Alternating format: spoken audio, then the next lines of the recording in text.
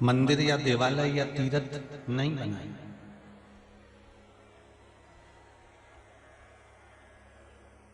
किसी मंदिर में हमें भगवान को ढूंढने जाने की जरूरत नहीं है, या किसी देवालय में हमें भगवान को ढूंढने जाने की जरूरत नहीं है। किसी तीर्थ में हमें भगवान को ढूंढने जाने की जरूरत नहीं है। वहां तो वो रह रहा है, वहां तो वो विद्यमान है, वहां तो वो रह रहा है।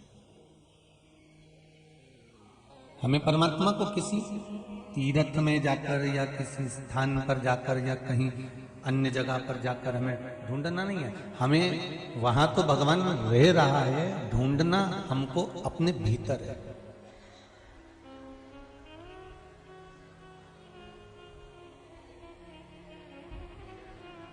महाराज, शक्कर देखिए, चाय बनाते हो रोज, कैसी होती है? काली है कि सफेद है? सफेद। सुंदर तो है ना शक्कर? सफेद तो है ना, काली तो नहीं है। नहीं। पर उसी शक्कर की जब चाशनी बनाई जाती है, उसी शक्कर की जब चाशनी तैयार करते हैं, तो उसमें ऊपर ऊपर ऊपर ऊपर बहुत सारा खार आ जाता है। गंदगी आती कि नहीं आती उसमें? उसी शक्कर कितनी सुंदर दिख रही है, खाने में भी अच्छी लगे, जोरदार दिखे, और दिखने में भी अच्छी, एकदम सजी धजी नजर आती है। पर किसको मालूम था कि इसके अंदर इतनी गंदगी भरी है? तो शक्कर जैसे अपन सब दिखने में तो अच्छे ही लगते हैं, कमी थोड़ी ना है आप में हो या किसी में भी हो। सब दिखने में अच्छे लग रहे हो, सब सुंदर लग रहे हो, सब अच्छे नजर आ रहे हो, पर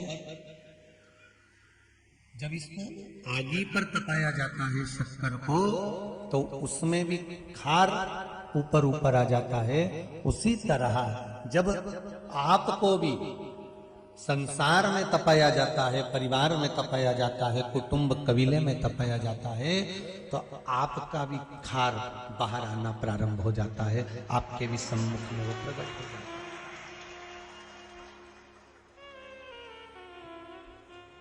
कोई गैस पे तपाता है, कोई लकड़ी की भट्टी पर तपाता है, कोई वो बिजली का भी आता है, क्या बोलते हैं उसको? हाँ समझ गए ना, बस तुम उत्तर में समझ गए। वो एक बिजली का भी आता है, उस पे भी तपा लो। कोई बिजली वाले पे तपा रहा है, कोई लकड़ी वाले पे तपा रहा है, कोई गैस पे तपा रहा है, कोई घासलेट का तेल का वो बत्ती वाला स्टोव उस पे तपा रहा है। जिसकी जहां मर्जी पड़ रही है वो उसको तपा रहा है। तपाया, चाशनी बनाई, तो उसमें खार आई।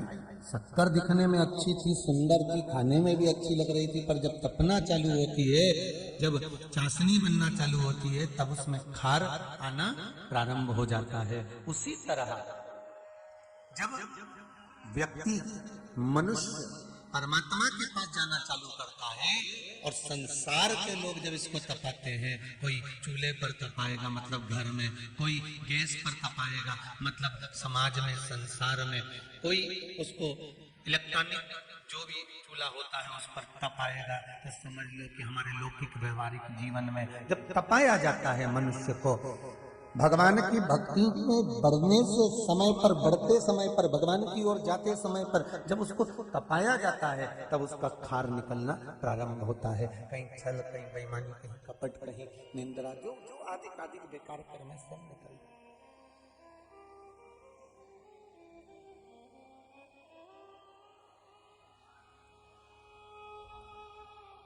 अब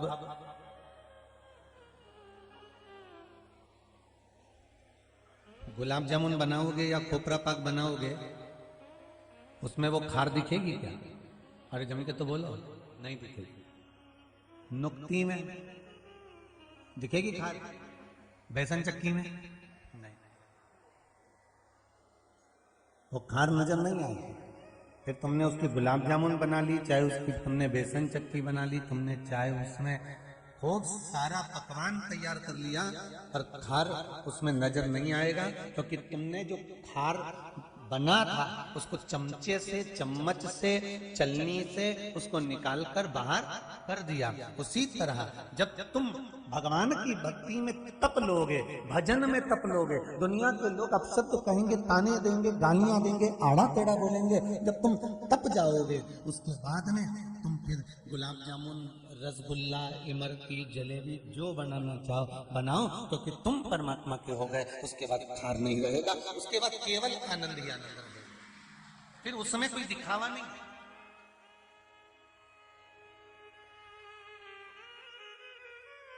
खार तत्व समाप्त।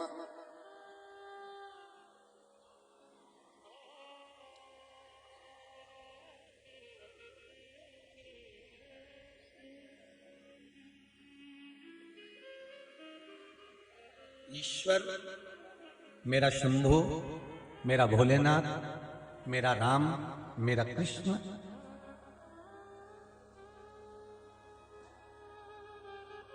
तुम्हारा कभी बुरा नहीं करता।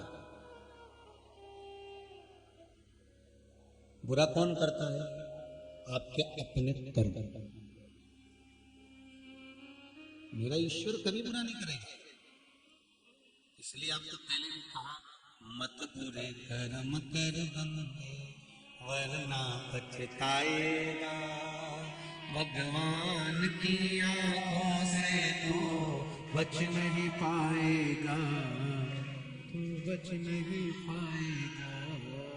अरे ओ अज्ञानी मत कर नादानी, तेरे कर्म का फल भी तू ही पाएगा। जैसा किया तूने तेरे आगे आएगा, जैसा किया तूने तेरे आगे आएगा। मत दिल दुखा दुनिया का, मत दिल दुखा दुनिया का, खाली ही जाएगा। जैसा किया तूने तेरे आगे आएगा, तेरे आगे आएगा। हरि ओम अज्ञानी मत करना, हरि ओम अज्ञानी मत करना दानी।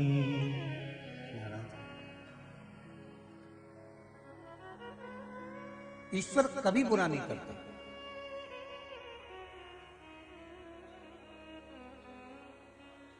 जब आपका बुरा वक्त आने वाला होता है ना, भगवान तुम्हारा खाना बंद नहीं करता।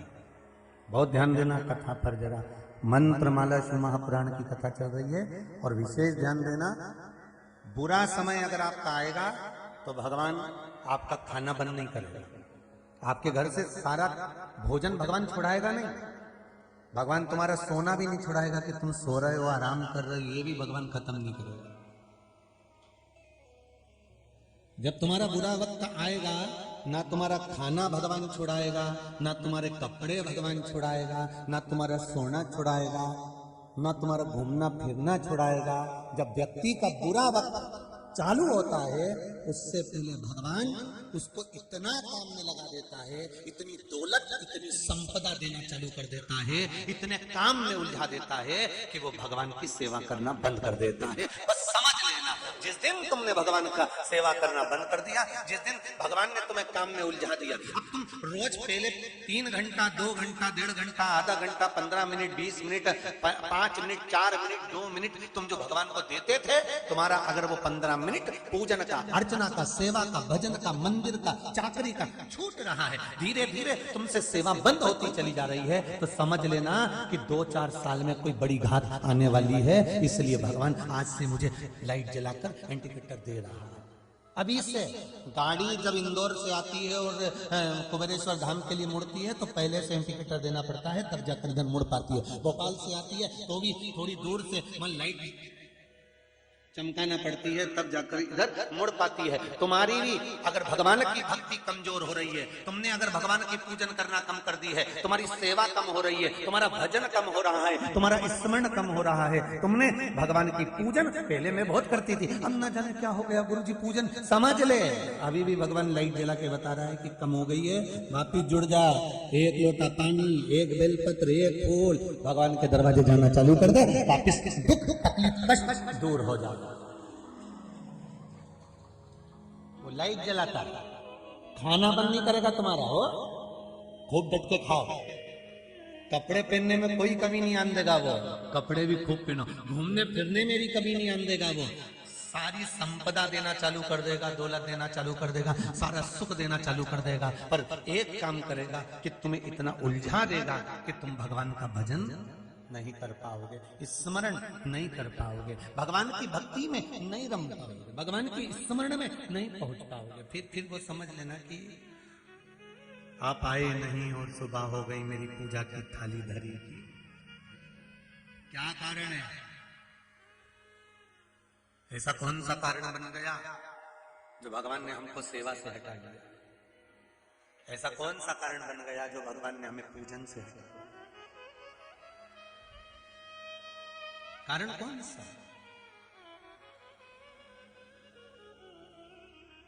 मैंने तेरे ही भरोसे बाबा, तेरे ही भरोसे भंवर में नैया डाली, मैंने तेरे ही भरोसे, ओ शंभो तेरे ही भरोसे। यहाँ आए काय के लिए हुआ? क्यों पहुंचे?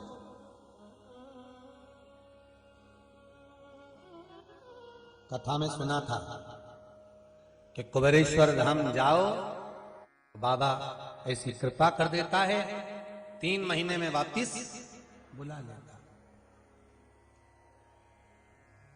अब भागवत जी में रुक्मणी जी की आयु थी 7 वर्ष की। कितने साल की थी? 7 साल की। देव ऋषि नारद आए, नारद जी ने राजा भीष्मक को, रुक्मणी जी के पिताजी को बड़ी बड़ी सुंदर सुंदर भगवान कृष्ण के चरित्र सुना दिए। अब भगवान कृष्ण का चरित्र भीष्मक की नगरी में सुना।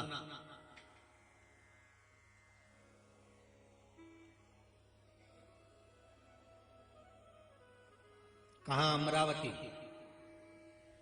कहां मथुरा, जरा अंदाजा लगाइए थोड़ा सा हो। कहां अमरावती, कहां द्वारका?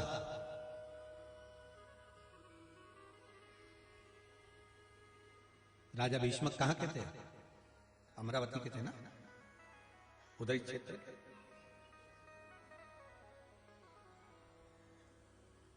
अब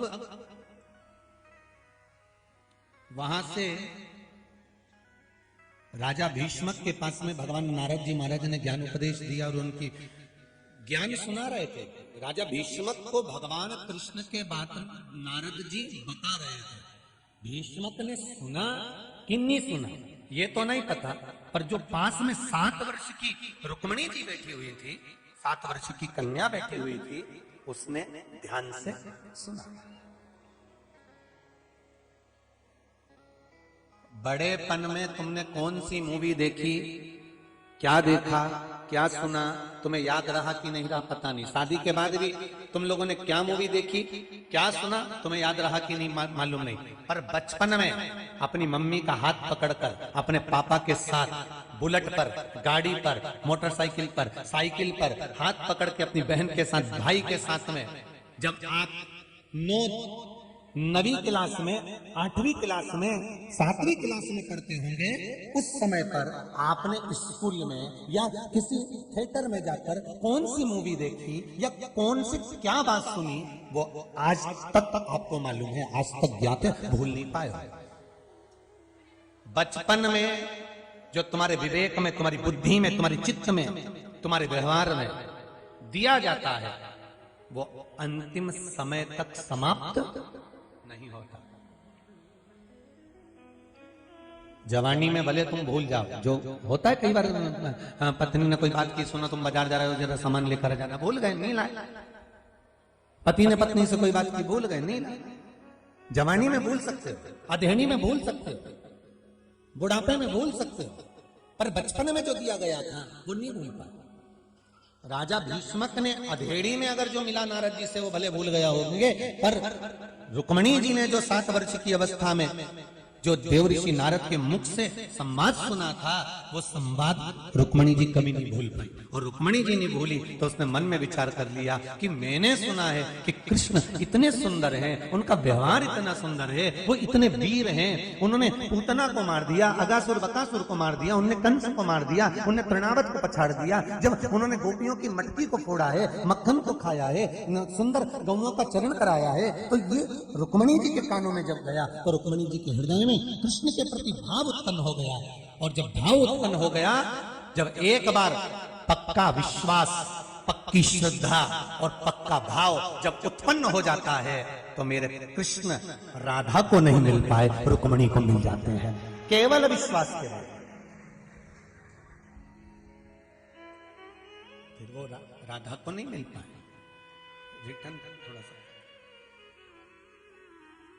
वो राधा को नहीं मिला, वो किसको मिले? जम के बोला जरा, राधा को प्राप्त नहीं हुआ।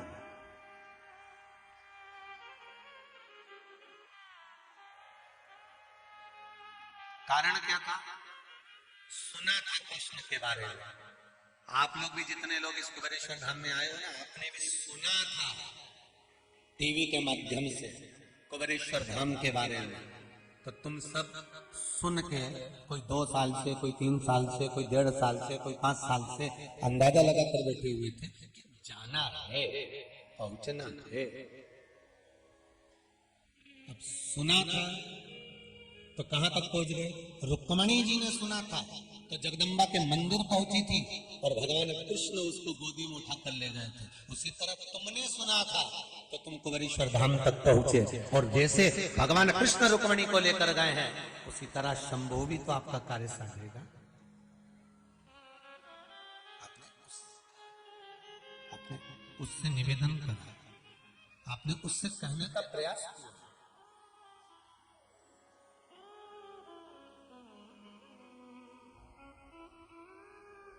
पक्का विश्वास, पक्की श्रद्धा, पक्का विश्वास, पक्की श्रद्धा, पक्का भरोसा।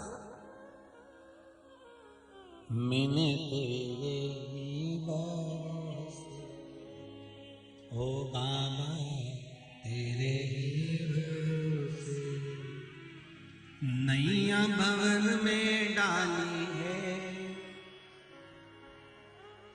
हे बाबा। दूसरा पक्ष,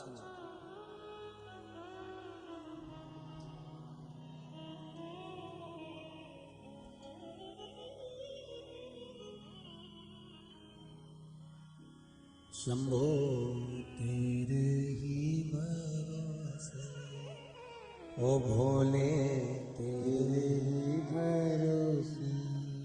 हम उसका विश्वास कर, उसका भरोसा कर, उसकी दृढ़ता को धारण कर उसके दरवाजे तक। इतने पत्र आए हैं, जो पढ़े वो ये है, जो नहीं पढ़े वो ये है। अब इन पत्रों में बहुत सारे पत्र ऐसे होते हैं जिन पत्रों में लिखा होता है कि हमने ये करा था और हमारा ये काम हो गया।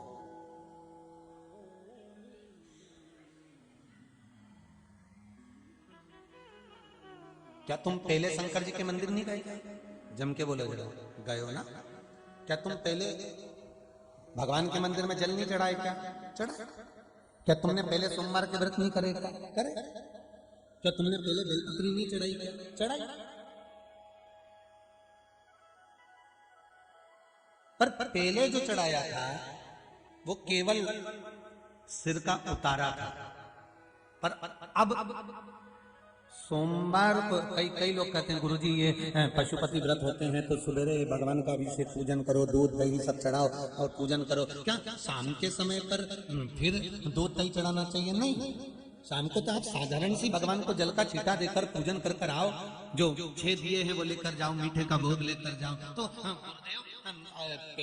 हम जब भगवान का पूजन करने जाते हैं तो हमको एक दिन पहले याद करना पड़ता है कि शाम को जाना है, शाम को जाना है, 6 दिए लेकर जाना है, मीठे का प्रसाद लेकर जाना है। मतलब दिन भर तुम्हारी चित्त वृत्ति में शंकर घूमता रहता है, दूसरी चीज आती नहीं। और मंदिर भी जाती है ना तो वापिस आने में तुम्हारी चित्त वृत्ति में वही रहता है, एक दिया मुझे दरवाजे पे लगाना है।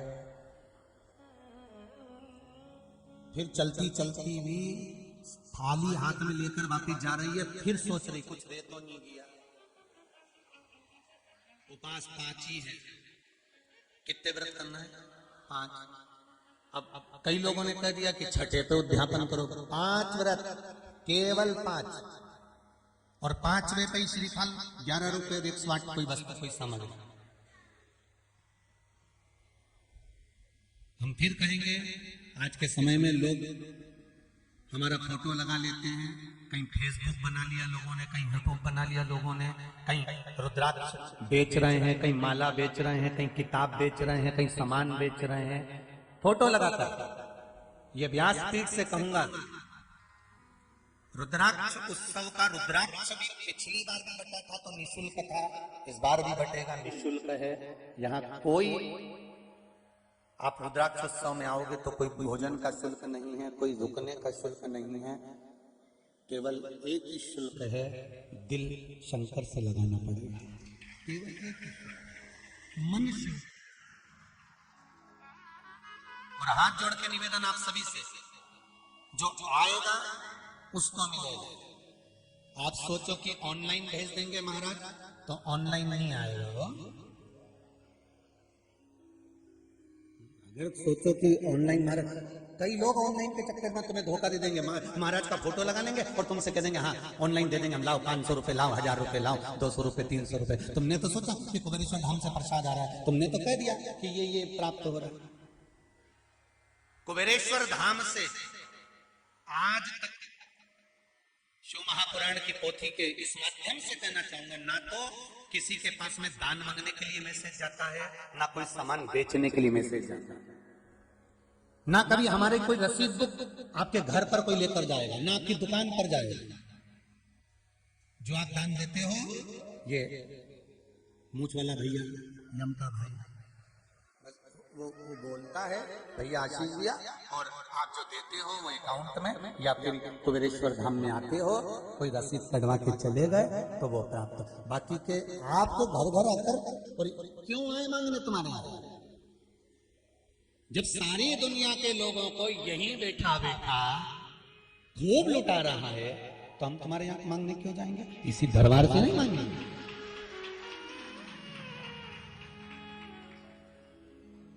फेसबुक पे कोई हमारा फोटो लगा के रुद्राक्ष बेचे, कोई किताब बेचे, कोई सामान बेचे, हाथ जोड़ के निवेदन है, भगवान से निवेदन है कि ऐसा समय मत लाजे दादा कि ये बेचना पड़े, ये तो लुटाओ।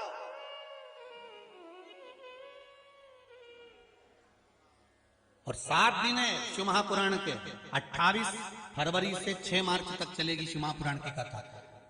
कई जगहों पे लोग रुद्राक्ष बांटते होंगे, बांटे, मना नहीं है, पर यहाँ का जो रुद्राक्ष है आप उसका वर्णन जब लेकर जाओगे, धारण करोगे, उसका जल पियोगे, तब आपको मालूम पड़ेगा कि रुद्राक्ष क्या चीज थी जो हम चूक गए, हम रहने।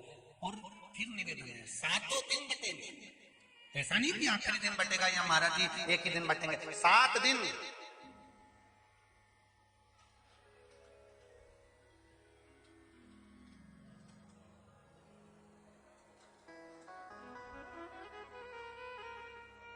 और एक बात और समझ लीजिए अच्छे से, शिव महापुराण की समापन के दिन की बेलपत्र और कुबेरेश्वर धाम का जो रुद्राक्ष आपको जो मिलता है, उससे एक निवेदन करूंगा आप सभी से कि जो बेलपत्र समापन के दिन की लक्ष्मी वृद्धि की होती है, जिसको आप लाल वस्त्र में अपने घर में रखते हो, वो बेलपत्र आप लेकर जाते हो, मना नहीं है, पर उस बेलपत्र में से ना तो आप अपनी बेटी को दो, ना ननंद को दो, ना रिश्तेदार को दो। वो बेलपत्र अगर तुम यहाँ से अपनी झोली में लेकर गए हो समापन के दिन की, 7वें दिन की, तो वो बेलपत्र केवल तुम्हारी है। उसमें 4 भी ले गए हो तो तुम्हें रखना है, 2 भी ले गए हो तो तुम्हें रखना है, 5 भी ले गए हो तो तुम्हें रखना है। पर कई लोग बेलपत्र ले जाकर जब अपने अपने रिश्तेदारों को बांट देते हैं, और रिश्तेदार कहीं बेटियों को, कहीं जमाइयों को, कहीं बहनों को, कहीं नंदों को जब बांट देते हैं, और जब बाद में कहते हैं गुरुजी हमने तो बेलपत्र रखी थी, हमको फायदा नहीं हुआ, मतलब तूने जाते जाते तो तिजोरी का खजाना लुटा दिया, फिर बाद में कह रही है कि हमारे को फायदा नहीं हुआ। तो ये तुम्हारी गलती है, ये व्यासपीठ की गलती नहीं। फिर निवेदन करना, रुद्राक्ष भी लो, मना नहीं है। आपका रुद्राक्ष आपके लिए, आपके घर के लिए, आपके परिवार के लिए। पत्नी भोजन करेगी, पत्नी का पेट भराएगा। ढेरू भोजन करेगा, ढेरू का पेट भराएगा। अब पत्नी सिर पे पल्लू लेके ऊपर टच करके बैठ जाए और पति समोसा खाए जाए, कुछ मिलेगा नहीं। हो सकता है कि इसका पेट भरा जाए, और अगर ऐसा होता ना तो कैटरिंग वालों का सबसे बड़ा नुकसान होता है। आजकल एक थाली भोजन की बकेट में 500 की, 1000 की, 700 की। तो पत्नी को पति सिखा के ले जाता, बेचारा, अरे उसके यहाँ अपन खाना खाएंगे तो तू मुझे टच करके घूमती रहना, जब मैं चाउमीन खाऊं तो मुझे टच कर लेना, पानी पतासा खाऊं तो मुझे टच कर लेना, जब मैं भेलपूरी खाऊं तो मुझे टच कर लेना, बस। तो पत्नी यही करती फिरती।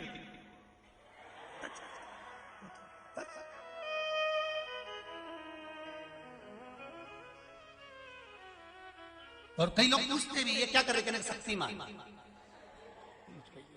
टच। इससे ज्यादा तो निवेदन है तुम्हारे लिए। कोई ऑनलाइन के चक्कर में लोग धोखा दे देंगे आपको कि गुरुजी बोलते हैं रुद्राक्ष, तो कई लोग धोखा देंगे। कई लोगों ने फेसबुक बना रखे हैं साथ, कई लोगों ने यूट्यूब बना रखे हैं, वो धोखा कर सकते हैं आपको।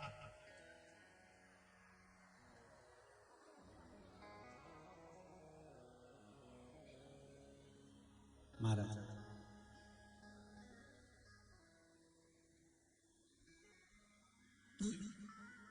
दिन भर पशुपति व्रत आप जब करते हो तो आपकी चित्तवृत्ति में शंकर घूमता रहता है। मेरा शिव,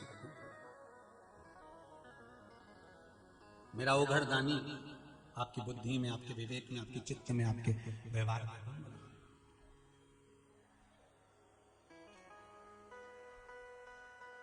श्री शिवाय नमस्तु, श्री शिवाय नमस्तु, श्री शिवाय नमस्तु, श्री शिवाय नमस्तु। एक तेरे ही भरोसे बाबा, केवल तेरा भरोसा, तेरा सहारा, और हमें कुछ दूसरा आया ही।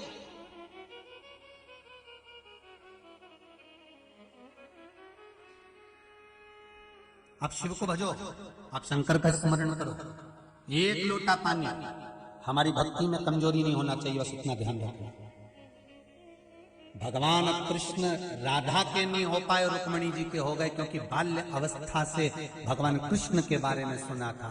2 साल से, 3 साल से, 4 साल से आप अगर पुराण की कथा सुन रहे हो, 5 साल से सुन रहे हो, 6 साल से सुन रहे हो, शंकर की कथा सुन रहे हो, तो तुम्हारी चित्त वृत्ति में जो तुम सुन रहे हो उसको धारण कर रहे हो, और धारण कर कर फिर तुम उसको मनाने का प्रयास कर रहे हो। जल तो तुम पहले भी चढ़ाते थे, बेलपत्री पहले भी चढ़ाते थे, दूध की धार पहले भी लगाते थे, पर अब जो तुम भगवान शंकर की आराधना कर रहे हो, इसमें तुम्हारा विश्वास दृढ़ हो गया।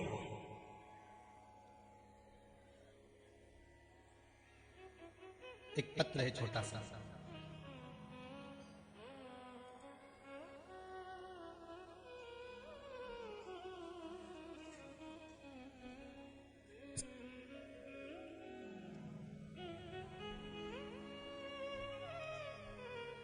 MP रीवा से हनुमाना, रीवा हनुमाना। श्री शिवाय नमस्ते। कहाँ बैठे?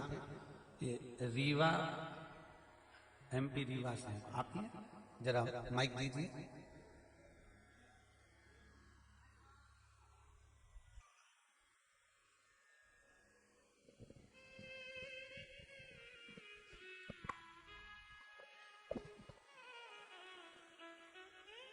देखिए शिव की भक्ति कैसी होती है, बालक बता रहे हैं।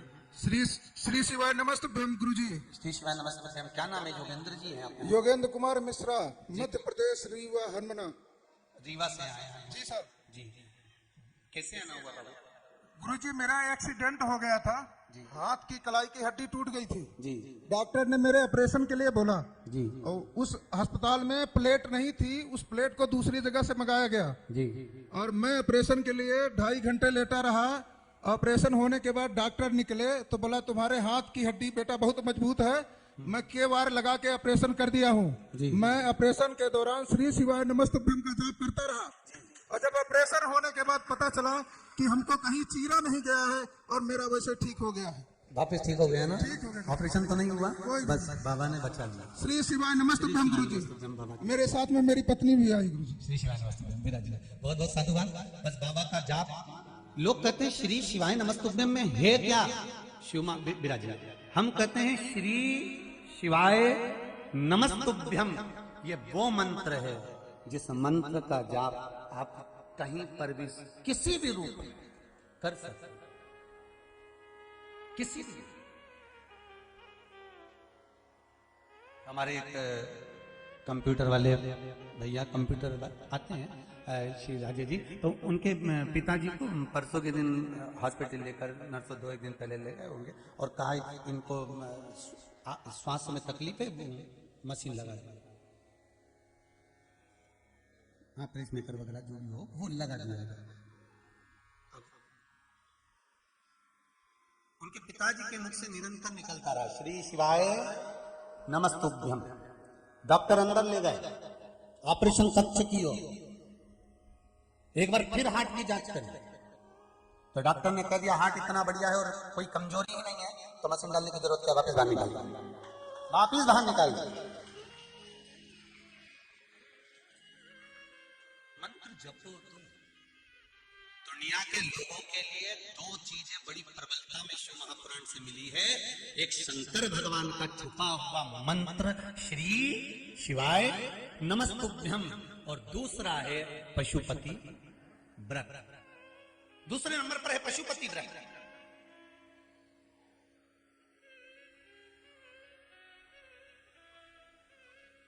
अगर पति पत्नी को दोनों को तकलीफ हो रही है, कुछ ना कुछ, पत्नी को भी कुछ चाहिए और पति को भी कुछ चाहिए और तकलीफ दोनों को है, तो मेरा निवेदन रहेगा पशुपति व्रत पति और पत्नी दोनों करो। पर निवेदन है, थाली भी अलग अलग जाएगी तो दिए भी अलग अलग जाएंगे, प्रसाद भी अलग अलग जाएगा भोग लगने के लिए। और जब आओ तो आने के बाद में जब दीप लगाओ दरवाजे पर, 6ठे नंबर का जब दिया लगा तो सबसे पहले दिया पत्नी लगा, उसके बाद पति प्रज्वलित करे तो काम सफल हो जाए। अगर पति और पत्नी दोनों व्रत कर रहे हैं तो पहला दिया पत्नी का लगना चाहिए।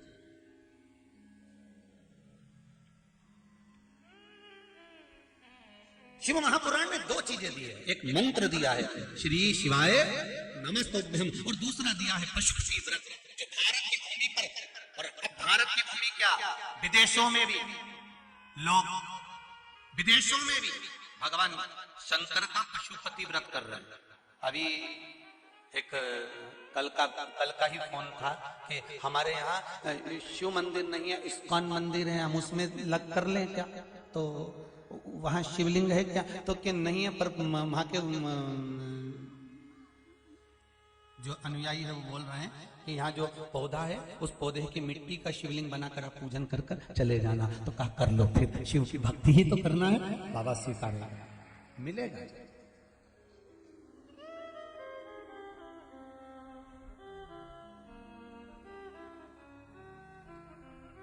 रुद्राक्ष उत्सव में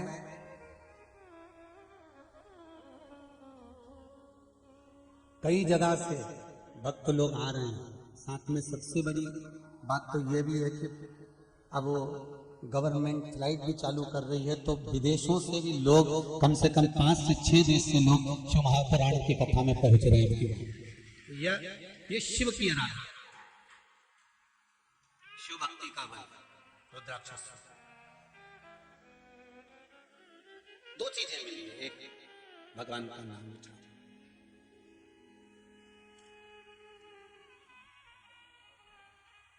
एक गुरुजी, मंत्र जपने से या श्री शिवाय नमस्तुभ्यम कह देने से, जो हम लोग जब करते रहते हैं, दिन भर बोलते रहते हैं श्री शिवाय नमस्तुभ्यम, सुबह मॉर्निंग वॉक में घूमने जाते हैं श्री शिवाय नमस्तुभ्यम, या हेडफोन लगा लिया श्री शिवाय नमस्तुभ्यम, हम जपते रहते हैं, हम सुनते रहते हैं, कथा सुनते रहते हैं। इसका कोई पुण्य, इसका कोई फल हमारे जीवन में अनायास प्राप्त होता है? एक लाइन आती है, प्रणत क्लेश नाशाय गोविंदाय नमः। एक शब्द आता है प्रणत, कौन सा शब्द है? प्रणत। प्रणत का मतलब मालूम है आपको? प्रणत एक शब्द आता है, प्रणत क्लेश नाशाय गोविंदाय। प्रणत एक शब्द आता है, प्रणत का मतलब क्या होता है? उसको समझना बहुत सरल भाषा में। मेरे भगवान राम और विभीषण दोनों खड़े होकर बात कर रहे थे। मेरे भगवान राम और विभीषण दोनों खड़े होकर बात कर रहे थे, इतने में रावण ने देख लिया। रावण ने विचार करा, इससे अच्छा मौका नहीं मिलेगा विभीषण को मारने का। इस राम जी से तो मैं बाद में निपट लूंगा। रावण करा, इस राम से तो मैं बाद में निपट लूंगा, पर पहले इस घर के भेदी को मारना चाहता हूं। और विभीषण की पीठ थी, राम जी का मुख था। दोनों आपस में बात कर रहे थे खड़े होकर युद्ध के मैदान में, और रावण ने साध कर बाण छोड़ा विभीषण को मारने के लिए। बाण विभीषण के पास तक पहुंच ही था, इतने में बाण कटकर नीचे गिर गया।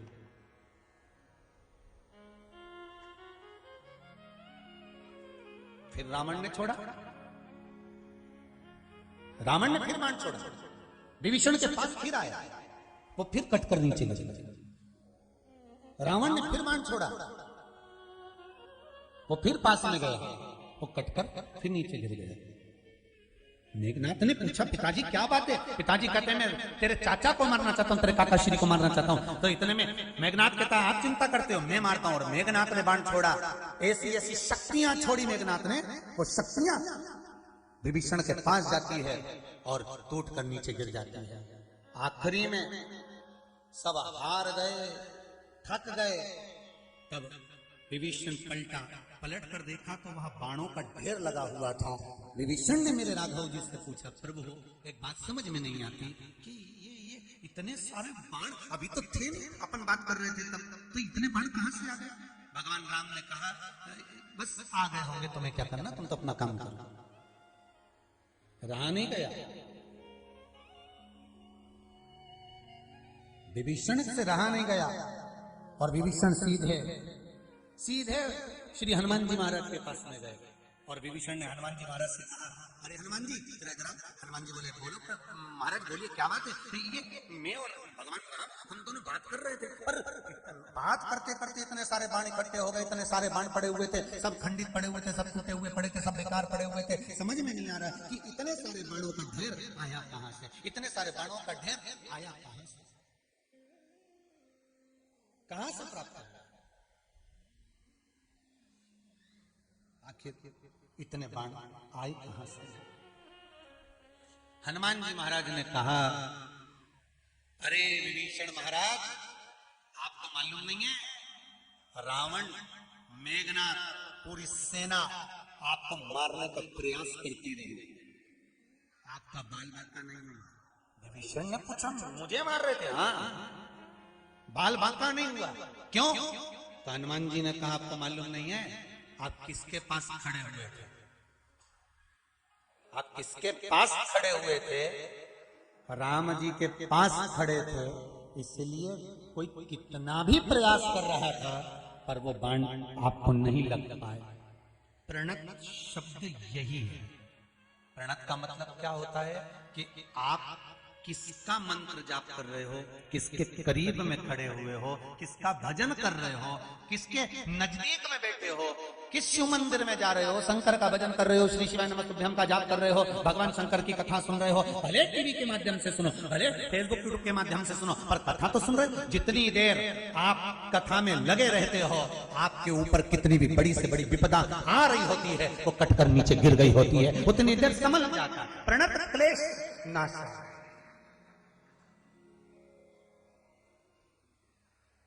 लोग पूछते हैं महाराज जी शिव पुराण सुनने से क्या होता है? जितनी देर आप कथा में बैठे हो, जितनी देर आप भगवान की भक्ति में लगे हो, जितनी देर आप भगवान के भजन में लगे हो, जितनी देर आप नाम कीर्तन में लगे हो, जितनी देर आप संकीर्तन में लगे हो, जितनी देर आप भगवान शिव के मंदिर में लगे हुए हो, उतनी देर तुम्हारे ऊपर जो प्रणत समय है जो आ रहा था वो टल रहा है उस प्रभु की कृपा से।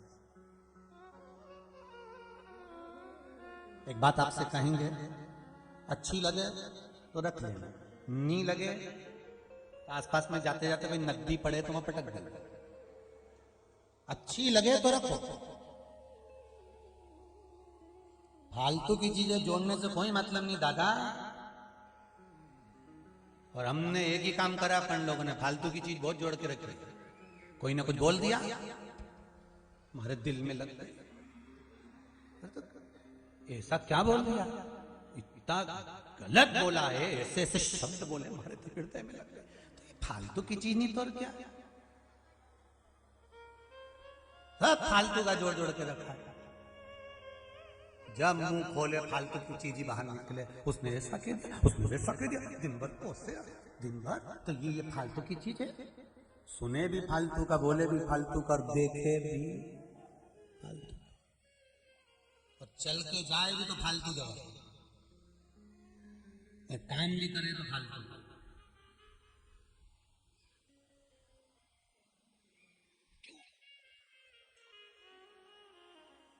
अच्छा लगे आपको तो आप स्वीकार करना, नहीं लगे तो यहाँ से इधर इंदौर साइड जाओ तो पास में नदी नाले जो है, नहीं तो इधर नहीं पड़ेगा तो इंदौर जाता जाता छिपराजी तो पड़ेगा नहीं, वहीं पटक दीजिए। और इधर जाओ ना तो भोपाल तो तालाब मिले, उनमें पटक देना हो। पर अच्छा लगे तो स्वीकार करना। एक बात अपने जीवन में उतार कर रखना कि दुकान पर बैठे हो, नौकरी कर रहे हो, सर्विस कर रहे हो, घर में काम कर रहे हो, परिवार में बच्चों को पढ़ा रहे हो, या कोई पारिवारिक कार्य कर रहे हो, उस समय पर भले तुम कथा मत सुनो, उस समय पर तुम भले भगवान का भजन मत करो, पर ग्राहक चले जाए,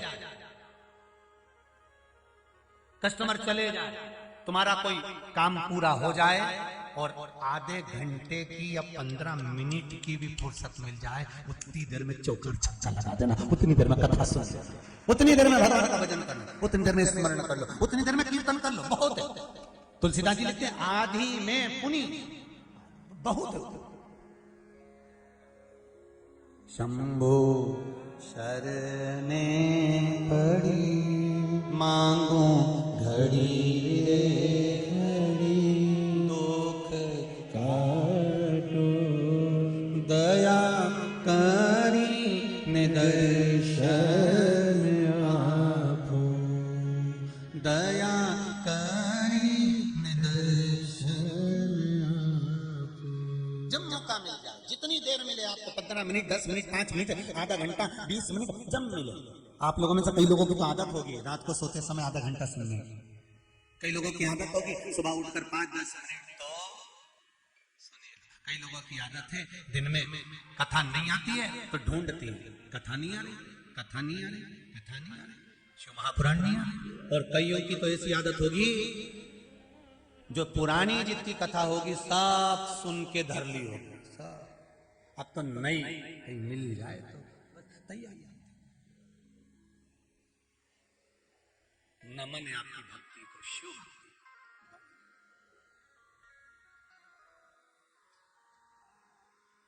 बस एक तेरे ही बंसी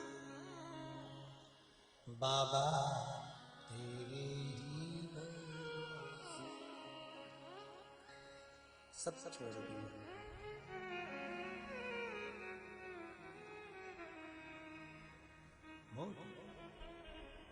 एक तेरे ही भरोसे बाबा, तेरे ही भरोसे, कटी जावागे बाबा डोर हतो छड़ी नामे कटी जावागे। बाबा भरोसा पूर्ण रखो, विश्वास प्रबल रखो। जिस पूजन को कर रहे हो, जिस आराधना को कर रहे हो, जिस भक्ति को कर रहे हो, जिस स्मरण को कर रहे हो, जिस भगवान की भक्ति में आप डूबे हुए हो, उसको पूर्ण विश्वास के साथ प्रणत क्लेश नाशाय गोविंदाय।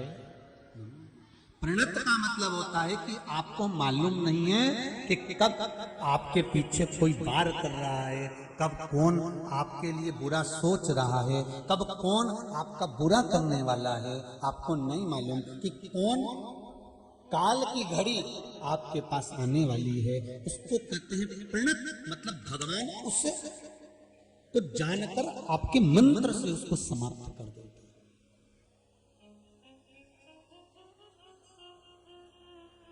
कोई आपसे पूछे शिव महापुराण में क्या मिलता है तो कह देना दो चीज मिली, एक मंत्र मिला है श्री शिवाय नमस्तुभ्यम, और दूसरा मिला है पशुपति व्रत।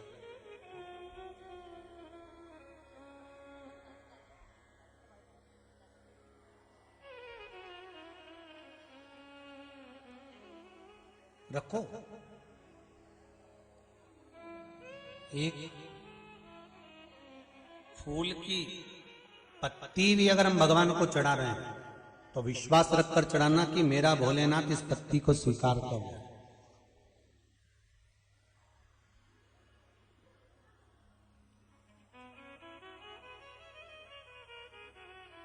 रोज जल लेकर जाते हो शिव मंदिर में? जाते हो?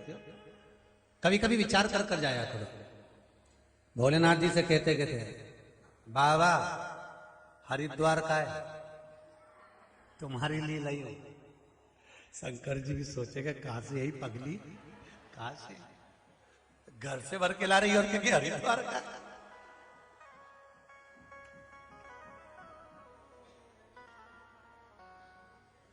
पंडित जी से भी कह देना हरिद्वार का। पंडित जी बोलेंगे हरिद्वार का तू कब गई थी? यहीं तो गांव में तो डोलती फिर 4-6 दिन से 8 दिन से 15 दिन से तो यहीं घूम रही और क्या हरिद्वार हो जाए?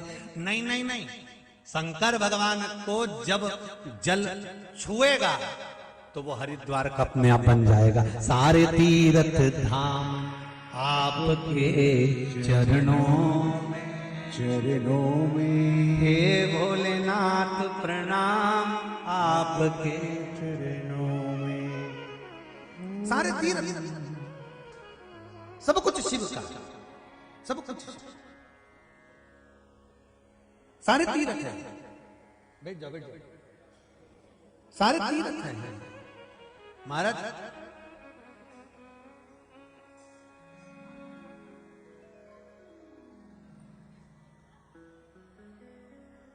आप शिव को कभी कभी जल चढ़ाने, ये तो हृदय की बात है। हम जैसा कर रहे हैं ना, हमने तो बाबा को बस भजन साधारण रूप में करा। कभी कभी बैठ जाते हैं ना तो मन में आ जाता है, उठाया कंकर और डाल दिया 1 लोटा पानी, यमुना जी का ना लो। कभी दिल से उसको पुकारो, हृदय से कहो। आज सवेरे जब आए घर से तो कोई दिल्ली वाले जजमान अपना सामान लेके सामान उतार रहे होंगे ऑटो में से। कहा अच्छा आप ही हैं? तो बड़े बड़े प्रेम से बड़े खुश होकर करेंगे गुरुजी हम पहले भी आए थे ना, तो दो जरा माइक दो जरा पूछे कब आए थे। वो बड़े प्रसन्न थे, दोनों के चेहरे पर बड़ी स्माइल बड़ी जोरदार। हमको तो लग रहा था सुबह सुबह शंकर पार्वती आ गए हो। शिव पार्वती भी ऐसी आते प्रसन्नता में, आनंद में, अलमस्त होकर।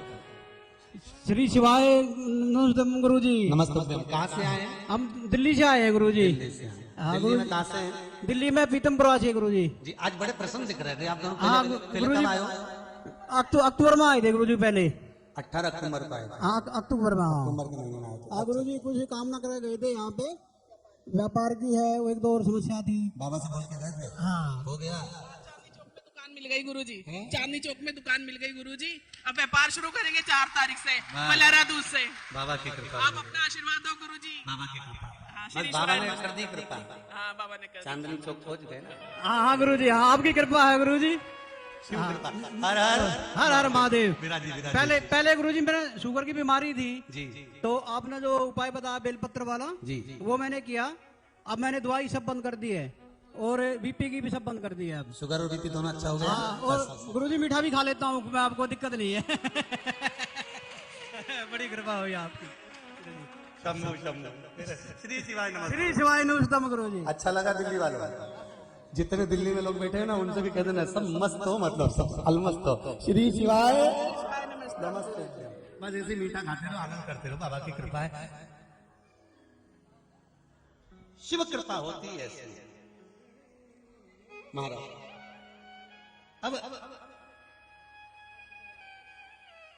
सारे तीर्थ धाम आपके चरणों में, हे भोलेनाथ प्रणाम आपके चरणों। कभी कभी जल लेकर जाओ ना शंकर जी के मंदिर में, बड़े मस्त होकर जाया करो। ऐसे गुमशुदा तलाश केंद्र जैसे नहीं है? ये मुसद्दी लाल जैसे नहीं। जब भी रहता हूं टेंशन नहीं रहता। ऐसा मुख लेकर कभी मत जाना भगवान के साथ। अपन भगवान को फूल देते हैं तो खिला हुआ देते हैं, भगवान को फल देते हैं तो अच्छा देते हैं, तो अपना चेहरा भी तो प्रसन्न होना चाहिए। मंदिर जाते समय इतनी प्रसन्नता होना चाहिए कि 4-5 जो पड़ोस की माता है ना, तुम्हें देख के पगला जाए कि इतनी दुखी होने के बाद भी प्रसन्न कैसे। अरे इतना दुख है इसके जीवन में, इतनी तकलीफ है, इतना कष्ट है, लोग कहें कि ये कर्जे में है, लोग कहें कि ये इतना दुखी है, इसको ये बीमारी है, इसको ये प्रॉब्लम है, इसके बाद भी इतनी प्रसन्न क्यों है? तो आधे तो आपकी प्रसन्नता से घायल हो जाए। तो मंदिर में जब जाना ना, भगवान के सामने शंकर जी के मंदिर में, इतनी प्रसन्न होके शिव जी को जल चढ़ाना, इतने प्रसन्न होके कि शंकर भगवान भी पार्वती से पूछे, ये बता मैंने तो सुना था कि इसके भाग्य में दुख लिखा है, तो इतनी प्रसन्न कैसे है? तो पार्वती जी भी कह दे तुम्हारे दरबार में आइए, प्रसन्न होके आइए, तो प्रसन्न होकर ही जाएगी, ये पक्का है। ऐसे खाली कैसे चले जाए? कभी कभी मन में आ गया लोटा भर के पानी घर से ले जा रहे हो, आज बोल के लेके जाना। गंगा जी का, हरिद्वार का, कभी कह दो हमको गंगोत्री से ला, कभी कभी कह दो हमको प्रयागराज से लेकर आए, कभी कह दो अयोध्या जी से मंगवाया है, राम जी सीता जी दोनों लेके आए थे, कल ही देखे गए। सब तुम्हारे लिए ही,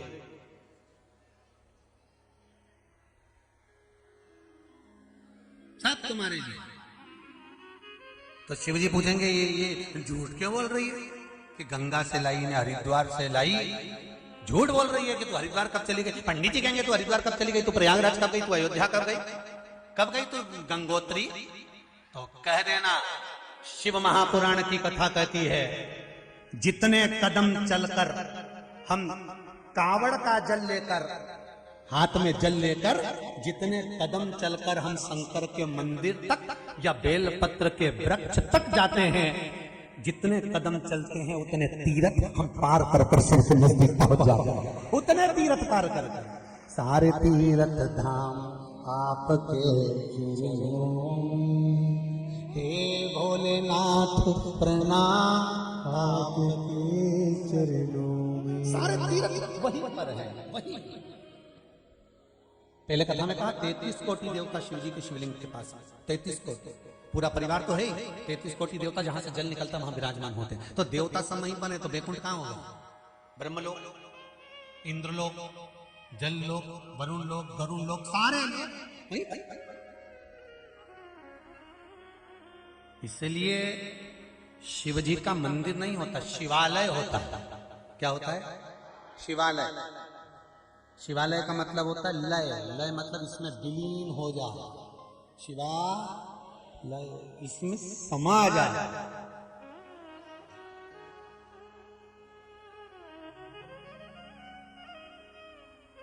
तो जैसे एक भजन की लाइन गाते ना, हाथ धुलई दूं, पांव धुलई दूं, और धुलऊं थारा मुंडा जी, और मारा मन में ऐसी आवे अपने हाथ नवई तुम्हारा बाल गोविंद जी की मारा घर अमुआ आजो जी। जब तुम इतने प्रेम से निलाओ ना तो शंकर जी का भजन में ये लाइन और फिट कर लेना। पर भगवान के हमारी पास पड़ोसन जी के मंदिर रोज आओ जी। जब इतने अच्छे से नवाओ, इतने अच्छे से हाथ धुलाई दो, मुंडा धुलाई दो और दुल्हन थारा पगलिया जी, तो जब इतने प्रेम से नवा शंकर जी का अच्छे से स्नान कराओ, रोज मन में सोच के जाओ जमुना जी से ला रही, गंगा जी ला रही, हरिद्वार से आ रही, यहाँ से आ रही, अयोध्या जी से, पंचवटी से, कहीं तुम जहां जहां से कहना चाहो वहां रोज प्रतिदिन कहो।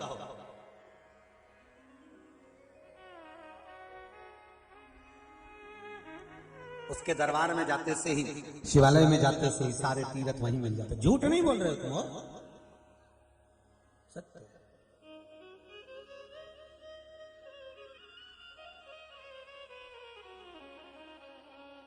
तुम किसी और से कहो, तुम किसी और से कहो वो झूठ हो सकते हैं, और तुम दिल की बात शंकर से कहो वो झूठ नहीं हो सकता, वो सत्य ही होकर रहे।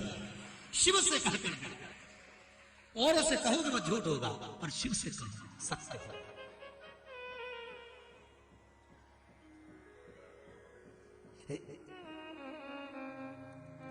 भक्ति दिखावे से नहीं होती, दिल से होती है।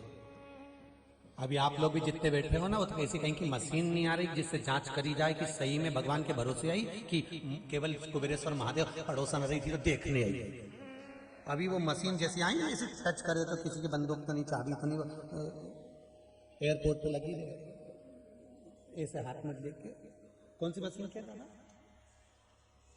इसके जांच करा, कुछ है तो नहीं, सब जांच करे। और एक मशीन से दरवाजा पे भी लगी है, वहीं पे टू टू बोल जाए, बोले सही है कि गलत?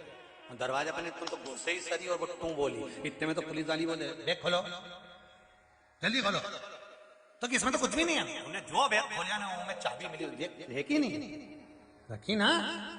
तो एकाध मशीन ऐसी और बन जाए ना कि जिससे पता चल जाए कि ये दिखावे का भजन करे कि सही में ही करे। तो आधे से ज्यादा जितने पशुपति व्रत कर रहे हैं ना, इनकी जांचें जरा करवाई जाए, मालूम पड़ जाए। वो भी जानते जैसे कोरोना की नहीं हुई, तो कोरोना की जांच की भी वो आ गई एक स्टिक है। ऐसी कोई एक स्टिक मिल जाए तो मेरे को तो लगता है एक ही स्टिक है। क्या? एक ही स्टिक कि जो दिखावा ना करे और भगवान की भक्ति में डूबा रहे, समझ लेना वही शिव का भक्त है। दिखावे से वंचित। अभी सावन का महीना आता है तो लोग ऐसा चंदन मंदन पोत के और रुद्राक्ष की माला वाला पहन के और बढ़िया हाथ माथ में रुद्राक्ष धारण करके 2-3 दिन बरसाती मेंढक कौन, और 2-3 दिन के बाद मैंने मेंढका हॉर्न सब गाया। अब तो झिंगूर भी बोले कि कहां गए रे, तो बोले दिखेंगे। पर अब मेरा विश्वास कहता है, शिव महापुराण की कथा कहती है कि पूरे भारत की एक एक गांव में, एक एक नगर नगर में, पूरे भारत की भूमि के एक एक शहर में, एक एक चौराहे पर, एक एक मोहल्ले में आप शंकर के मंदिर में जाकर देख सकते हो क्या बरसाती मेंढक नहीं मिलेंगे, परमानेंट भगवान शंकर के भक्त मिलेंगे। बरसाती मेंढक नहीं मिलने वाले शिव के भक्त हैं जो शंकर के मंदिर में जाते हैं। सुबह भी जाएंगे, शाम को भी जाएंगे। बच्चे एक लोटा पानी चढ़ा कर जाना है। एग्जाम का टाइम चालू हो गया, बच्चे लोग शिव जी की इतनी आराधना कर रहे हैं, इतना दिल खुश हो रहा राम कि इनकी राइनोन से नजर उतार दो, इनकी नजर नहीं लगनी चाहिए। इतने जोरदार बच्चे लोग भगवान शिव की आराधना।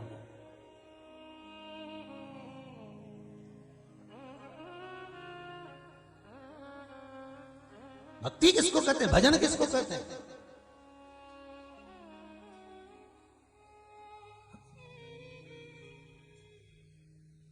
शंभु शरणी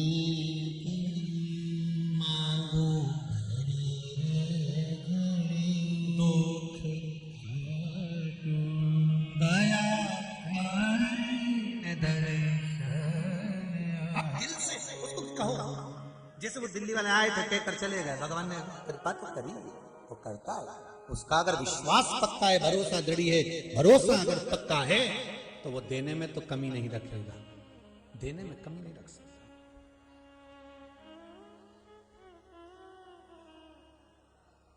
हम तो आप लोगों से ज्यादा मिल भी नहीं पाते, बोलो मिले? ये 2 बजे कथा चालू हुई, 5 बजे तक यहाँ मिल गए तो मिल गए, उसके बाद गए। मिलते किसी से नहीं। क्यों? क्या कारण है? सबसे मिलेंगे तो अहंकार उत्पन्न हो सकता है कि लोग हमसे पूछ रहे हैं। आप मिलने आए हो शंकर भगवान से, आप मिलने आए हो कंकर और शंकर से, दिल से उससे कहकर जाओ। हमसे कहकर जाओगे तो कहीं हम कोई तुम्हारी विद्या जानते हैं कि हम तुम पे सब फूंक मार देंगे तुम उड़ जाओगा? कुछ नहीं आता दादा। सीधी सीधी शिव पुराण की कथा आती है, जैसी पढ़ लेते हैं पुराणों में से निकाल निकाल के बाज देते हैं। और सबसे बड़ी बात तो है आप भी ऐसे सीधे साधे हो कि सीधी सीधी सुन रहे हो। ये सबसे बड़ी हृदय की बात हो, बहुत है। तो सियोर वाला महाराज के चक्कर में नहीं रहना, अपने चक्कर रहना शंकर जी के। बस एक शिव की भक्ति। आप अगर आए हो कुबेरेश्वर बाबा की धरा पर, और जो लोग 28 तारीख से 6 तारीख तक कुबेरेश्वर बाबा की धरा पर आ रहे हैं, उनसे निवेदन है एकांत में बैठकर शिव की भक्ति करना। जैसा समय मिले वैसे भगवान का श्री शिवाय नमस्तुभ्यम का जाप करना। और आप से भी निवेदन है कुबेरेश्वर बाबा की धरा पर 108 बार श्री शिवाय नमस्तुभ्यम बोलकर से अपने दिल की बात कहकर जाना। सुनेगा, 3 महीने में वापिस बुला लेगा, यही वापिस बुलाएगा। उसे कहो दिल से, छोड़ता नहीं है। एक बार पकड़ लेनी तो नहीं छोड़।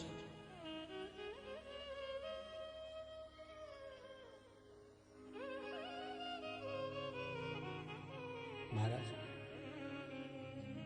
शिव पुराण कर रहे हैं, शंकर की कथा कर रहे हैं। महाराज दक्ष प्रजापति ने यज्ञ रखा, उस यज्ञ में सबको बुलाया, सबको, पर शिव को नहीं बुलाया। यज्ञ सफल हुआ क्या? नहीं।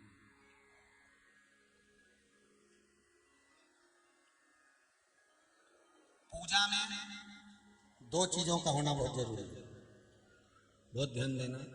एक, जब कोई भी विद्वान ब्राह्मण आपके घर में पूजन कराने आते हैं, कोई भी विद्वान ब्राह्मण जब आपके घर में पूजन करते हैं, कोई विद्वान ब्राह्मण जब आपके घर में पूजन करने के लिए आते हैं, पूजन कराते हैं, सबसे पहले दीप प्रज्वलित करते हैं। क्या प्रज्वलित करते हैं? दीप। आप भगवान के मंदिर में जब पूजन करें, आप जब अपने घर में भगवान की जब पूजन करें, तो आप स्तुति, पाठ, मंत्र, साधना, जप, अनुष्ठान सब बाद में, सबसे पहले एक दीप प्रज्वलित करें। अखंड दीप लगाते हैं लोग, क्यों लगाते हैं? उसका कारण क्या है? किस लिए दिया लगाया जाता है? कभी आपने ब्राह्मण देवता से पूछा कि ब्राह्मण देवता ये बताओ, सारी पूजन कराते हो उससे पहले आप दीप प्रकट करते हो, दीप प्रज्वलित करते हो? ये अखंड दिया जब तक पूजन होती है तब तक जलता है, हम पाठ करते हैं जब तक दिया जलता है, हम अनुष्ठान करते हैं जब तक दिया जलता है। इस अखंड दिया का मतलब क्या है? इस दीप की महत्वता क्या है?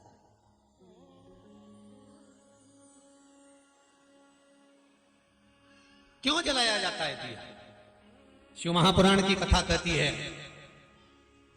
पद्म पुराण कहती है, महाराज उस दिए को जलाने का केवल एक कारण होता है, चाहे ब्राह्मण हो चाहे यजमान हो, दोनों के बोलने में अगर कोई त्रुटि हो गई हो, दोनों के बोलने में कुछ गलती हो गई हो, तो शंकर भगवान का अर्थात जो दीप प्रकट करा है, इसमें, इस ज्योति में, इस दीप में, इस अग्नि में वो बल होता है कि सारी त्रुटियों को समाप्त कर देता है, सारे देवताओं को एकीकृत कर देता है। उस दीप में वो बल प्राप्त होता है, उस दीप में वो बल होता है कि सारे 33 कोटि देवता उस समय पर मात्र दीप प्रज्वलित करते से सम्मुख में आकर खड़े हो जाते। और ये घी की बाती में लगे हुए दीपक की बात चल रही है, कैंडल की नहीं, मोमबत्ती की नहीं।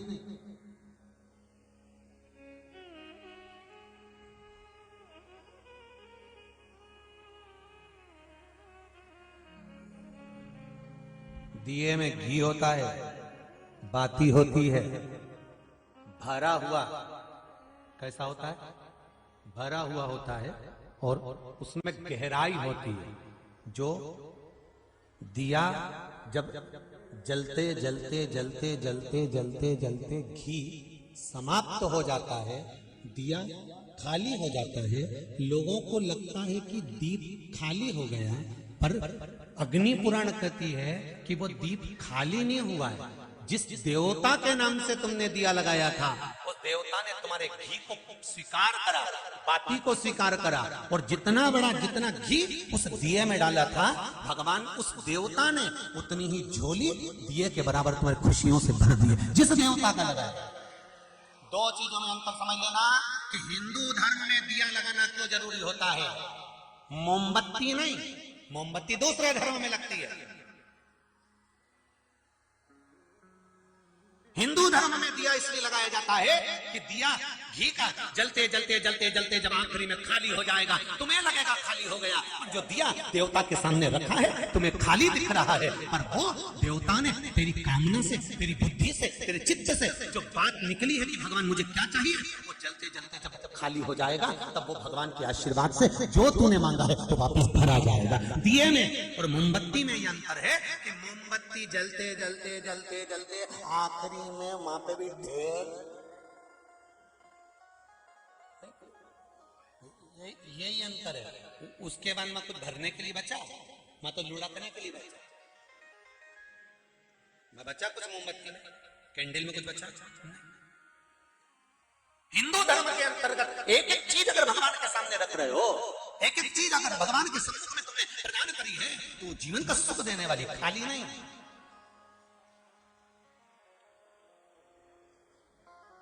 क्यों कहते हैं कि दीपावली के दिन कितने भी दिए किसी के दरवाजे पर रखे हों, कभी उनके दरवाजे का दिया उठाकर बिना पूछे अपने दरवाजे पर नहीं लाना चाहिए। कहते कि नहीं कहते? हमारे यहाँ शास्त्र कहावत कहती है, दीपावली के दिन आप अपने घर में लगाए हुए दिए दूसरे को जाकर दे सकते हो, पर दिया जब ठंडा हो जाए या दिया लगा हुआ हो तो किसी से बिना पूछे उसका दिया उठाकर अपने यहाँ नहीं लेकर। यहां तक वर्णन है कि मंदिर में अगर दिए लग रहे हैं और आपको लग रहा है कि मंदिर में ये बात चल रही है दीपावली की, ये पशुपति व्रत की बात नहीं चल रही। कौन सी बात चल रही है? दीपावली के दिन मंदिर के दरवाजे पर कोई दिया लगा देता है तो कई लोगों में इतनी समझ होना चाहिए कि उस दिए को खसकाकर तुम अपना दिया फिट मत करो। जहां जगह है वहां दूसरे के दिए को उठाकर दूसरी जगह रखना भी हमारे धन को छिन्न करने के बाद, हमारे वैभव को समाप्त करने के बाद। ये दीपावली की रात्रि की बात चल रही है। आपने अपने दरवाजे पर दिया लगाया, जैसे आपने अपने घर के बाहर दिया लगाया, ऐसे और भी तो घर के बाहर दिया लगाते होंगे। कई लोगों की आदत रहती है, फुलझड़ी जलाने के लिए बच्चे गए तो उसका दिया जो ठंडा हो गया फुलझड़ी की वो लो से वो चले गया, तो बच्चे क्या करते हैं, दूसरे के घर का दिया उठाकर अपने ओटले पर रख देते हैं। जब अपने ओटले पर रखते हैं तो उस घर में व्याधियां आना प्रारंभ हो जाती है। व्याधि कैसी? शारीरिक कष्ट होगा, रोग बढ़ेगा, 1 रुपया कमाएंगे 1.25 रुपये खर्च होगा, घर में मानसिक टेंशन बढ़ेगा। तो लोग कहते हैं हमने तो दिवाली की पूजन करी थी, हमने तो अच्छा ही करा था, हमने तो कोई बुरा काम करा ही नहीं। तुम्हें नहीं मालूम कि बाहर क्या हुआ। दिया दूसरे के दरवाजे से चोर कर अपने दरवाजे पर रख दिया गया। बच्चे ने तो उसको भी नहीं मालूम कि माँ ने मुझे बताया ही नहीं कि इतने को दूसरे के घर का दिया नहीं उठाना चाहिए, हमें दूसरे के घर का दिया नहीं लगाना चाहिए, हमें दूसरे के घर का दिया उठाकर नहीं रखना है बिना पूछे। कोई दे दे, उनके घर का बच्चा हो, वो भी तुम्हारे साथ फटाके चला रहा हो, वो लेकर आ जाए तो भले रखना, वो खुद लेकर आए तो रखो, पर हमारे घर का बच्चा दूसरे के दरवाजे से उठाकर लाए, हमें व्याधियों में डालना, हमें नहीं चाहिए किसी। ये बहुत छोटी सी बात है, पर आपने कभी जीवन में माइंड में लिया नहीं लिया वो आपके ऊपर, बुद्धि में लिया ना लिया वो आपके ऊपर।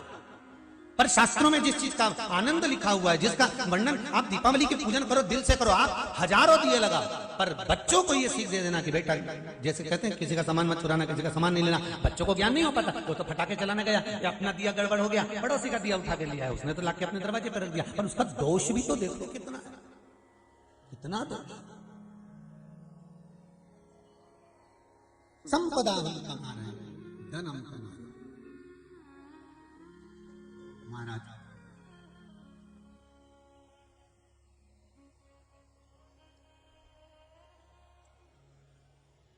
अपनी गलतियों को भी हमको ढूंढना है। भगवान कभी किसी का हित नहीं करता, ईश्वर कभी किसी का हित नहीं करता। मेरा भोलेनाथ, मेरा शंकर, मेरा ओघरदानी, मेरा त्रिकालदर्शी, मेरा कैलाशी, मेरा अविनाशी, कभी किसी का हित नहीं करे। वो कभी तुमको भूखा नहीं रखेगा, वो कभी तुम्हारा कपड़ा नहीं चुराएगा, वो तो केवल तुम्हारी भक्ति को, भजन को, स्मरण को कम कर देगा। अगर तुम्हारा भी भजन कम हो गया, तुमने भजन करना कम कर दिया, मंत्र जाप कम कर दिया, मंदिर जाना कम कर दिया, तुम्हें टाइम ही नहीं मिल पा रहा, मुझे तो 1 मिनट का समय नहीं मिल पा रहा, मैं तो इतनी व्यस्त हो गई कि कथा ही नहीं सुन पा रही, हाँ, तो समझ लेना कि भगवान कहीं ना कहीं थोड़ा सा विचार कर रहा है। अगर तुम्हारा चित्त लगा हुआ है, स्मरण में लगे हुए, भजन में लगे हुए, मंदिर जा रहे हो, 1 लोटा पानी चढ़ा रहे हो, व्रत कर रहे हो, साधना कर रहे हो, उपास कर रहे हो, नहीं कर रहे हो तो मंत्र ही जप रहे हो, श्री शिवाय नमस्ते, तुम्हारे पाप कर्म कट। दक्ष प्रजापति ने यज्ञ रखा, सबको बुलाया, शिव को नहीं। यज्ञ पूर्ण हुआ नहीं, यज्ञ पूर्ण नहीं। 2 चीजें, एक दीप, मालिक दिया,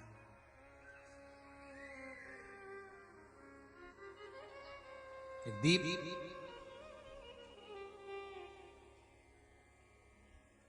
पूजन में होना बहुत जरूरी है। क्या? जम के बोलिए जरा, पूजन में दीपक होना बहुत जरूरी है। और दूसरा है, ऐसी कोई पूजन नहीं जिसमें महादेव नहीं। अगर जिस पूजन में शंकर नहीं होंगे, वो पूजन कोई देवता स्वीकार नहीं करता, कोई देवता स्वीकार नहीं करेगा, उस पूजन का कोई फल नहीं। जिसमें शिव नहीं है, अब कई लोग प्रश्न करते हैं, गुरुजी आया है,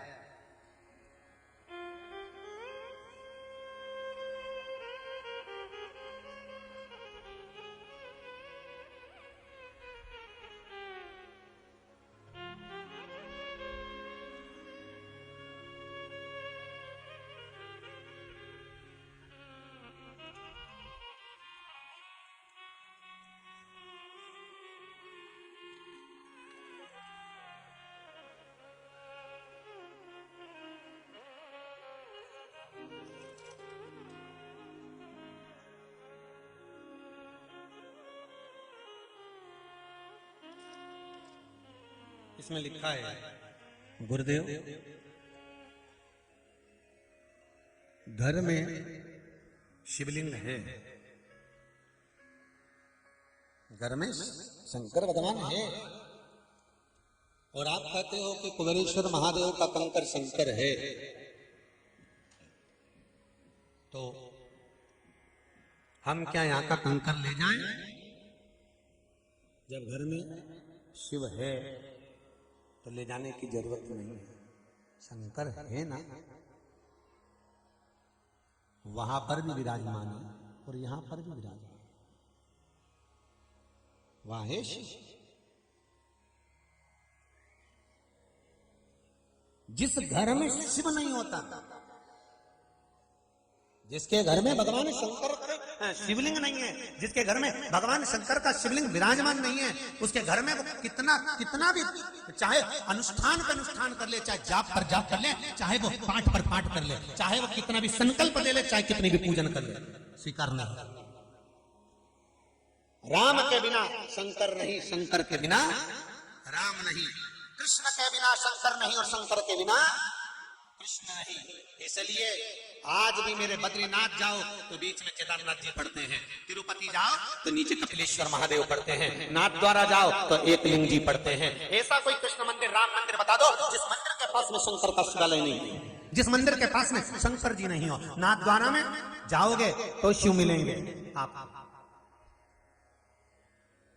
द्वारका जी जाओगे, द्वारका जी के दरवाजे पर प्रवेश करोगे, सबसे पहले शंकर का दर्शन करे कि नहीं करे? द्वारकाधीश के मंदिर में प्रवेश करो, बड़े गेट के पास में राइट हैंड में नीचे शंकर जी का मंदिर, पहले ही प्रवेश करो। नाथ द्वारा जाओ तो एक लिंग जी, और नाथ द्वारा में जब प्रवेश करो तो मार्केट में बैठे हैं भगवान शंकर का शिवलिंग, जो भगवान शंकर स्वयं श्री जी बाबा जतीपुरा से जा रहे थे ब्रजवासियों के साथ में, बैलगाड़ी में, छकड़े में, उस घास की गाड़ी में जा रहे थे, शंकर जी मसाल लेकर चल रहे थे। स्वयं शिव, आज भी शिव वहां पर विराजमान है मंदिर में। तिरुपति के मेरे बालाजी के मंदिर में जब वेंकटलाल तपस्या करने बैठे तो उन्होंने शंकर जी से पूछा, मैं यहाँ तप करने बैठ रहा हूँ, मेरी रक्षा कौन करेगा? शंकर भगवान ने कहा, मैं करूंगा। कपिलेश्वर के रूप में विराजमान हुआ। बद्रीनाथ जाओ तो वहां केदारनाथ जी में बैठा है। ऐसी कोई राम और कृष्ण की भूमि बता दो, ऐसा कोई स्थान बता दो जहां शंकर नहीं, जिस भूमि पर शिव नहीं है। पर लोगों ने, फिर कहूंगा जो कल कहा था, सनातन हिंदू धर्म के लिए, सनातन हिंदू धर्म में केवल एक हिंदू धर्म के अंतर्गत देव अधिदेव महादेव का वर्णन हमारा शास्त्र करता आया है कि वो थे, हैं और रहेंगे। बाकी के सब तो आते जाते क्रम बना रहता है। पर शिव है, शंकर मेरे राम के बिना नहीं रहते, राम शंकर के बिना नहीं रहते, कृष्ण शिव के बिना नहीं रहते, शिव कृष्ण के बिना नहीं रहते, एक क्षण नहीं रह सकते। राम जी का अवतार हुआ, प्रगट्य हुआ, सबसे पहले दर्शन करने कौन गया था? बोलते जाओ, कौन गए? भगवान शंकर। और जब भगवान कृष्ण का प्राकट्य हुआ, श्री कृष्ण के दर्शन करने चले सदाशिव गोकुल, गली गली में शोर मचावे चले सदाशिव। अब देखो, सबसे पहले प्राकट्य हुआ, प्रथम वैष्णव है शंकर। मेरे राम जी की कथा में तुलसीदास जी ने लिख दिया, जो शिव की आराधना नहीं करता, शंकर को नहीं भजता, उसको राम कभी जिंदगी में नहीं मिल सकते। भागवत जी में वर्णन आता है, वेदव्यास जी लिखते हैं, भागवत के शुरुआत में जो शंकर की कथा आती है उसमें वर्णन करते हैं कि शिव आराधना मूल है, तब कृष्ण की प्राप्ति होती है। मिल नहीं सकती। पर दुनिया के लोगों ने ना जाने किसके कहने पे शंकर जी के जितने शिवलिंग घर में रखे थे, सब के निकाल के पीपल का पेड़ के नीचे धर दिया।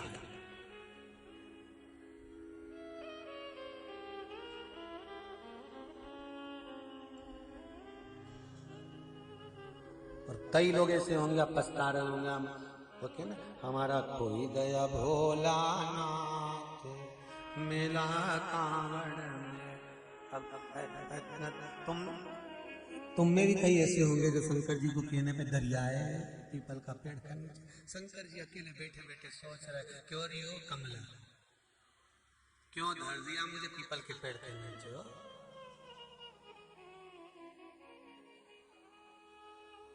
क्यों? कहीं की कमला बैठी हो तो बुरा मत मानती। क्यों क्यों दरियाई पीपल के पेड़ के नीचे? किस लिए? देव अधिदेव महादेव सर्वस्व सर्वस्व।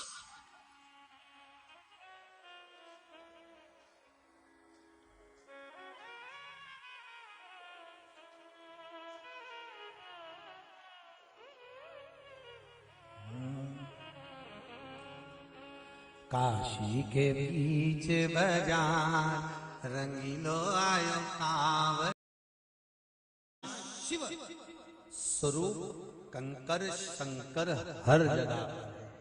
दो चीजें घर में होना पूजन में जरूरी है, एक पूजन करते समय दिया हो, दूसरा मेरे शिव शंकर का स्वरूप शिवलिंग। और शिवलिंग बड़ा नहीं चाहिए, छोटा सा। महाराज घर में जो मूर्ति होती है ना, बस इस अंगुष्ठ से बड़ी नहीं होना, भूमि पर अपना हाथ रखकर देख लो, इससे बड़ा स्वरूप घर के अंदर नहीं होना। और ये जरूरी नहीं, अगर आपका इससे बड़ा स्वरूप घर के अंदर है तो ये नहीं कि तुम उसको निकाल दो बाहर, रखो, सेवा करो, पूजन करो।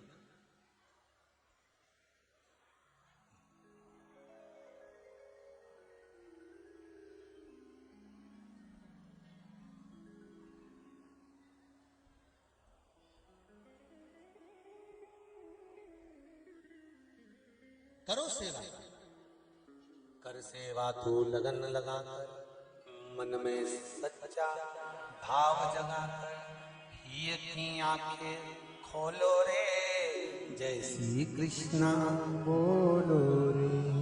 महाराज करो।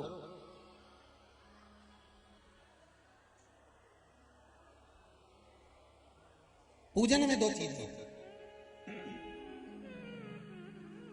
दक्ष प्रजापति के यज्ञ में शिव नहीं थे, यज्ञ पूरा नहीं हुआ।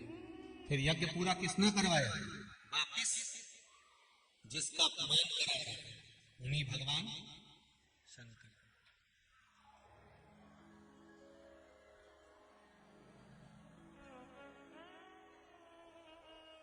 अखबारों में पढ़ने को मिलता है, आपने भी पढ़ा होगा, उस क्षेत्र में कुपोषण ज्यादा है,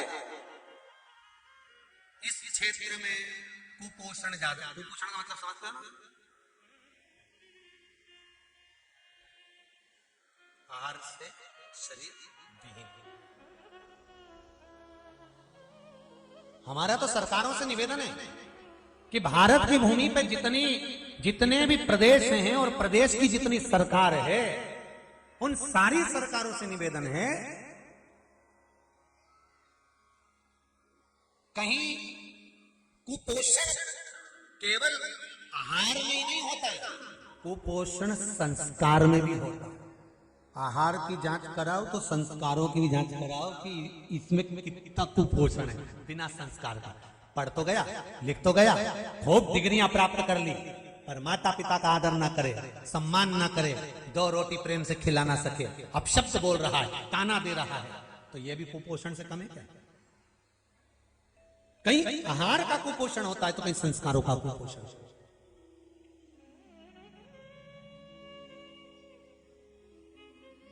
कल की कथा याद करिए,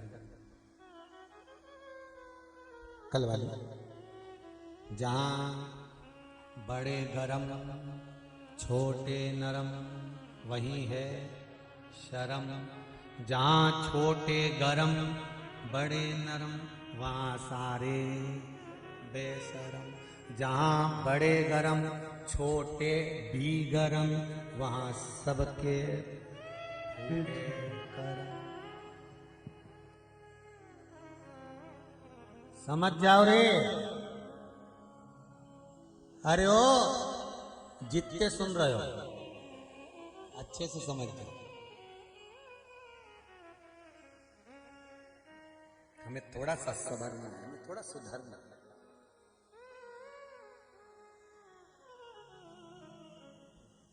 एक किसी ने मैसेज में लिखा है, एक तो हमारी आदत में नहीं है कि मोबाइल लेके व्यासपीठ पे बैठो, क्योंकि जब वेद व्यास जी महाराज ने पोथी रखी थी, लिखी थी, तब कोई मोबाइल थोड़ी ना रखा था, इसलिए मोबाइल लेकर या कोई यंत्र तंत्र लेकर यहाँ बैठना उत्तम नहीं है। अभी वही भैया लगे थे कानों में, तो ये यंत्र वंत्र ज्यादा बड़ा मुश्किल है ये। तो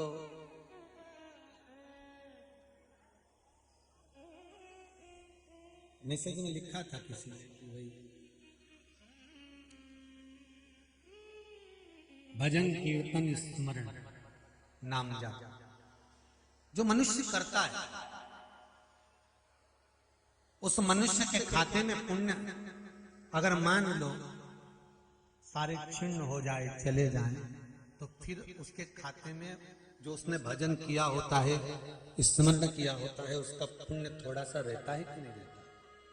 पहले भी कथा में कहा 10 दिन पहले क्या खाया आपको नहीं मालूम, 15 दिन पहले क्या खाया आपको ज्ञात नहीं, पर 10-15 दिन पहले जो खाया वो शरीर में रक्त बन गया और वो रक्त आज भी तुम्हारे शरीर में है। कथा सुनी, पूजन करी, अर्चना करी, एक लोटा पानी चढ़ाया शिव जी को, वो तुम्हारे खाते में आ गई। शंकर के द्वार पर किया गया दान, पुण्य, भजन, स्मरण, संकीर्तन कभी छूट वो बढ़ता है,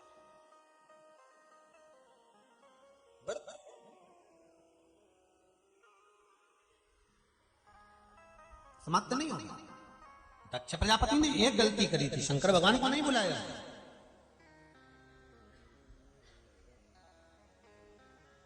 अकाल मृत्यु वो मरे जो काम करे चंडाल का, काल उसका क्या बिगाड़े जो भक्त हो महाकाल का।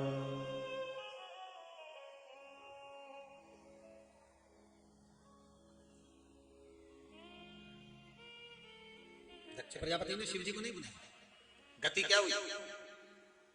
शंकर भगवान को छोड़ देने वाला, शंकर की भक्ति को छोड़ देने वाला, शंकर भगवान को नहीं पूछने वाला, शिव का स्मरण नहीं करने वाला, एक दिन अंत गति में विहीन हो जाता, सब चीजों से छूट जाता, ना उसका अपना कुछ रह पाता है। देख लो दक्ष प्रजापति के पास में यज्ञ करा, शिव जी को नहीं बुलाया, शंकर भगवान को नहीं आमंत्रित करा। शिवगण, शिव महापुराण की कथा इससे पहले बातचीत है, उसमें वर्णन किया था, आप लोगों ने स्मरण करा होगा। शिवगण शिव महापुराण की कथा में कहा था, शंकर भगवान की निंदा करने वाला, शंकर भगवान की निंदा सुनने वाला, शिव भक्त की निंदा करने वाला, शिव भक्त की निंदा सुनने वाला, मंदिर जाने वाले एक संत, साधु, सन्यासी, तपस्वी, ब्राह्मण, संत आदि आदि की निंदा करने वाला, निंदा सुनने वाला महापापियों की गिनती में आ जाता, जिसका पाप कभी क्षीण नहीं होता। वो रहता ही पाप, ना जाने वो कितने जन्म ले लेगा तो इसका पाप उसके पास में रहेगा।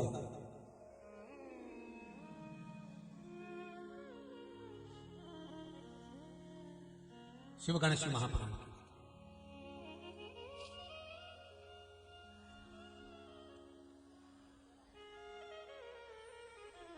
करो, जिंदगी जीना है बहुत अलमस्त होकर जिए, बहुत आनंद के साथ। गुल्लक जैसी जिंदगी मत जीना। पहले इतनी बड़ी मट्टी की गुल्लक होती थी, तुम्हारे घर में भी होगी, बच्चों की पहले मट्टी की चलती थी, डब्बा डब्बी की चलती हो, तो उसमें लोग पैसा जमा करते जाते, जमा करते जाते। गुल्लक को लगता है कि मैं करोड़पति हूँ, मेरे पास कितना धन, कितना धन। गुल्लक जोड़े गई, जोड़े गई, जोड़े गई, जोड़े गई, जोड़े गई। एक दिन गुल्लक को जो उठा के पटकाना, ताला तोड़ा, पैसा निकाल लिया, पैसा दूसरा ले लिया, गुल्लक पड़ी की पड़ी रह गई। बस मनुष्य और गुल्लक एक बराबर के हैं, जोड़ा जोड़ा जोड़ा, बैंक में बैंक में बैंक में, और घर में बैंक में, घर में बैंक में, गुल्लक जैसा जोड़ता जोड़ता जोड़ता जोड़ता एक दिन गुल्लक फूट गई, वो पड़ी और पैसा गया। तो अपन में और गुल्लक में अंतर क्या है? गुल्लक को लगता है सारा पैसा मेरा है, उसी तरह आपको लगता है कि तुम अपने लिए कमा रहे हो। इस चक्कर में मत रहना रे भेरू। और जितनी जगदम्बा बैठी है, चाहे चंद्र घंटा हो, चाहे कुष्मांडा हो, चाहे स्कंदा हो, सावधानी से सुन लेना, गुल्लक की तरह है अपन, केवल जोड़ रहे हैं, केवल जोड़ रहे हैं, और जोड़ जोड़ के आखिरी में एक दिन गुल्लक फूट गई, पड़ी है बेकार। गुल्लक फूटने के बाद किसी काम की नहीं रहे, वो मिट्टी की गुल्लक कहाँ पटके लोग ले जाके बाहर, अपने मरने के बाद किस काम का, ले जा पटकिया धरिया। अब गुल्लक का माल तो सबने रख लिया, दादाजी के गले में चेन पड़ी है, निकाल लो जल्दी से, जल्दी निकालो। इतने में पति, एक रुद्राक्ष भी है गले में, निकाल लो क्या। पत्नी बोली वो तो सियोर वाला महाराज ने दिया, 1 रुपया का